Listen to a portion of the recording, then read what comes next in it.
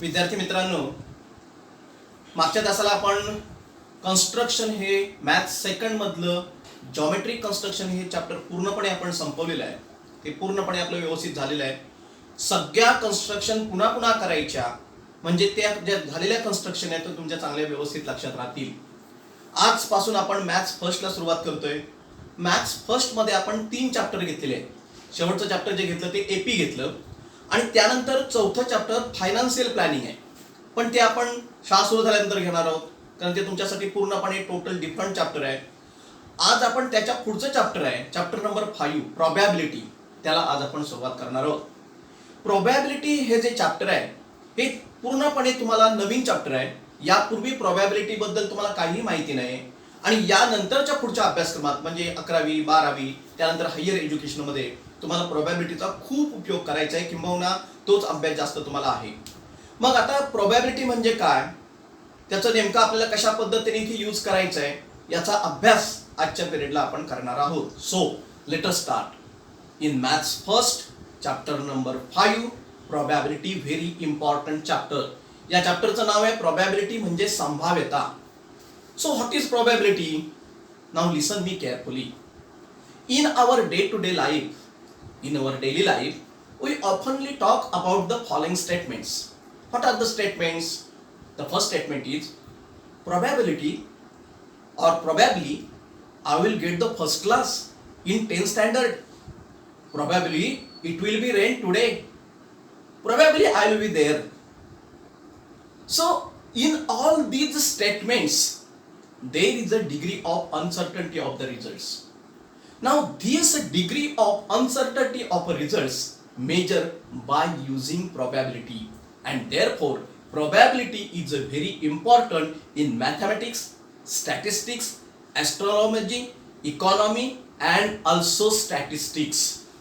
So therefore let us learn what is probability. So to know the probability, let us learn what are the basic concept based in the probability. So the first is random experiment. यादृच्छिक प्रयोग. Random experiment मराठीने अर्थ लिहून ठेवायचा. Random experiment यादृच्छिक प्रयोग. मग random experiment म्हणजे काय? So now look here. In my hand there is one coin. So this is one coin. In my hand there is one coin. Now this coin, look here, I toss this coin. Toss. You know, on the top of the coin, what is the result? Either head appear or either tail appear. But we can't say exactly head is appear, tail is appear. So such type of experiment is known as random experiment. मग आम्ही काय केलं? एक नाणं घेतलं आणि ते toss केलं. आपण क्रिकेटच्या मॅच मध्ये बघतो. मग ते टॉस केल्यानंतर तुम्हाला माहिती आहे की त्याच्यावरती टॉस केल्यानंतर एक तर हेड येणार आहे किंवा टेल येणार आहे. हेड म्हणजे छापा, टेल म्हणजे काटा आपल्या मराठीच्या भाषेमध्ये.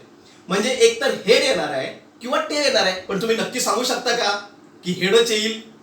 नक्की सांगू शकता का टेलच येईल? म्हणजे आपल्याला इथे रिझल्ट काय येणार आहे ते माहिती आहे, पण नक्की काय येणार आहे हे आपण सांगू शकत नाही. अशा एक्सपेरिमेंटला रॅन्डम एक्सपेरिमेंट असं म्हणतात. So what is the random experiment? An experiment in which all possible results are known in advance but none of them can be predicted with certainty.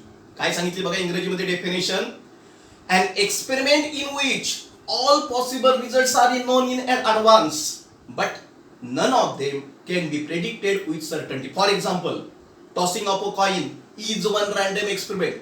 मी जेव्हा टॉसिंग ऑफ अ कॉइन हा experiment केला तेव्हा मला माहिती आहे की head किंवा tail काहीतरी मिळणार आहे. म्हणजे मला रिझल्ट माहिती आहे काय मिळणार आहे ते, पण मी नक्की सांगू शकत नाही की हेड मिळेल की टेल मिळेल. So such a type of experiment is known as random experiment. An experiment in which all possible results are known in advance but none of them can be predicted with certainty. So now here is the first experiment is a coin is a toss. A coin is a toss. This is random experiment. Now if this coin is a toss, now what is the result, we get head. Head means H and tail means T. We get the result H and T. So this result is known as outcomes. बघा एक एक शब्द तुम्हाला नवीन येत आहेत. आपण पहिला शब्द बघितला रॅन्डम एक्सपेरिमेंट. रॅन्डम एक्सपेरिमेंट म्हणजे काय ते तुम्हाला समजलं. मग आता आपण एक्सपेरिमेंट केला. अ कॉइन इज अ टॉस. एक नाणं जर आपण टॉस केला तर काय मिळणार आहे. Either head appear on the top of the coin or tail appear on the top of the coin. मग हेड आणि टेल म्हणजे एच आणि टेल हे जे आपल्याला रिझल्ट मिळाला त्याला म्हणायचं आउटकम्स. आउटकम्स हा तुम्हाला सेकंड नवीन वर्ड मिळाला. Outcomes. Outcomes. So what is outcomes. Outcomes म्हणजे निष्पत्ती. The result in the random experiment is known as outcomes. बघा इन सिंपल वर्ड मी डेफिनेशन काय सांगितले. रॅन्डम एक्सपेरिमेंट म्हणजे आपल्याला जो रिझल्ट मिळालाय त्याला काय म्हणायचं आउटकम्स. मग रॅन्डम एक्सपेरिमेंट मध्ये आपल्याला रिझल्ट काय मिळाला. Head and tail. आपल्याला नक्की माहित नाही की हेड मिळेल की टेल मिळेल, पण आपल्याला रिझल्ट काय मिळणार आहे. हेड तरी मिळेल किंवा टेल तरी मिळेल. So H and T these are the outcomes in a coin is a toss. या एक्सपेरिमेंट मध्ये आपल्याला आउटकम्स मिळालं एच आणि टी. मग आउटकम्स म्हणजे काय तर निष्पत्ती. निष्पत्ती म्हणजे काय तर रॅन्डम एक्सपेरिमेंट आपण जर केल्यानंतर त्याच्यामध्ये मिळणारा जो रिझल्ट आहे त्याला म्हणायचं outcomes. The results in the random experiment is known as outcomes. So this is. So in outcomes, a coin is a toss. We get the outcomes H and T. So these are the outcomes in the random experiment. A coin is a toss. Now the third point is sample space. Sample space. Sample space. So what is sample space? The set of all possible results in a random experiment is known as the sample space. बघा मी काय सांगितलं. आपल्याला random experiment केल्यानंतर जो result मिळालाय त्याचा जेव्हा आपण सेट लिहितो तेव्हा त्या सेटला काय म्हणायचं sample space. So sample space is denoted by S. Look here how to write S capital. So S is equal to in bracket H comma T. Look here how to write the sample space. So sample space is denoted by the capital letter S. Now what is sample space? The set of, look here, set. How to write the set? You know, in 9th standard we learn that how to write the set by using listing method. Now here the sample space is equal to S is equal to H comma T. So which is the sample space? Look here, the random experiment. A coin is a toss. Then the sample space S is equal to H comma T. H is a head and T is the tail. Means if we toss a coin, one coin, then we get the sample space S is equal to HT. म्हणजे या outcomes मध्ये आपण एखादा experiment केला त्या experiment मध्ये ज्या outcomes मिळाले ते सेट ने लिहिले की त्याला म्हणायचं सॅम्पल स्पेस. याला मराठी अर्थ लिहून ठेवा नमुना अवकाश. याला सॅम्पल स्पेसला मराठी अर्थ आहे नमुना अवकाश. आउटकम्स म्हणजे निष्पत्ती. रॅन्डम एक्सपेरिमेंट म्हणजे यादृच्छिक प्रयोग. बघा आपण आतापर्यंत काय काय पाहिलं.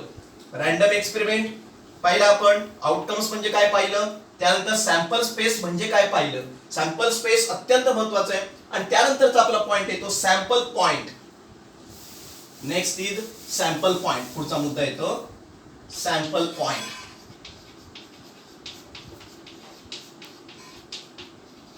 नमुना घटक. सॅम्पल पॉइंट नमुना घटक. मग आता सॅम्पल पॉइंट म्हणजे काय. So in look here observe the sample space. In sample space S is equal to H comma T. So count these elements 1 and 2. There are two sample points in the sample space S.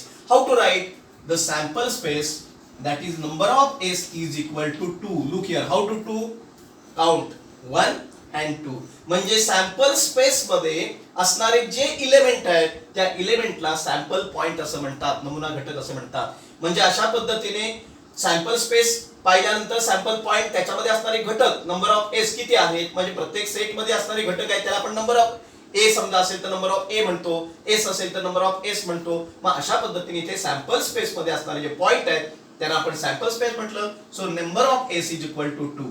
So up to we learn that what is random experiment, what is outcomes, what is sample space and what is the sample points. आता आपल्याला या प्रकरणामध्ये सगळ्यात महत्त्वाची गोष्ट अशी की जे रॅन्डम एक्सपेरिमेंट तुम्हाला स्टडीसाठी आहेत ते रॅन्डम एक्सपेरिमेंट ओळीनं लिहायचे. त्यांचे सॅम्पल पॉइंट लिहायचे. त्यांचे सॅम्पल स्पेस लिहायचे, सॅम्पल पॉईंट लिहायचे. एवढं तुम्हाला आलं की बरंच या चॅप्टर मधलं निम्म तुम्हाला समजणार आहे. तुम्हाला मुळात आधी तुम्हाला रॅन्डम एक्सपेरिमेंट कळले पाहिजेत, त्यातले सॅम्पल पॉईंट लिहिता आले पाहिजेत आणि नंतर मग तुम्हाला इव्हेंटचा अर्थ कळला पाहिजे. त्यामुळे आता रॅन्डम एक्सपेरिमेंट कोणते आहेत त्याचे 1 by 1 आपण स्टडी करणार आहोत.